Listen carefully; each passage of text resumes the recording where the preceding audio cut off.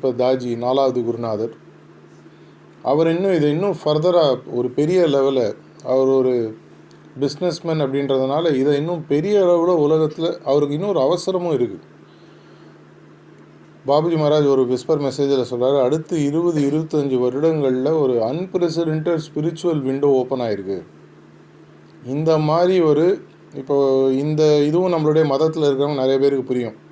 இப்போ 21 பிப்ரவரின்னு நினைக்கிறேன் சிவராத்திரி இல்லையா, இதே மாதிரி இப்போது கொஞ்ச நாள் முன்னாடி வைகுண்ட ஏகாதசின்னு சொல்லி போச்சு. நம்மளுடைய மத நம்பிக்கைகளில் பார்த்திங்கன்னா அந்த ஒரு நாளில் அந்த 1 மணி நேரத்தில் அந்த வைகுண்ட ஏகாதசி அந்த கதவு திறக்குமா அந்த மூமெண்ட்டும் சொர்க்கத்துக்கு போய்டுவோன்ற நம்பிக்கை உண்டு. இது எல்லாமே நமக்கு முன்னாடியே தெரியும்.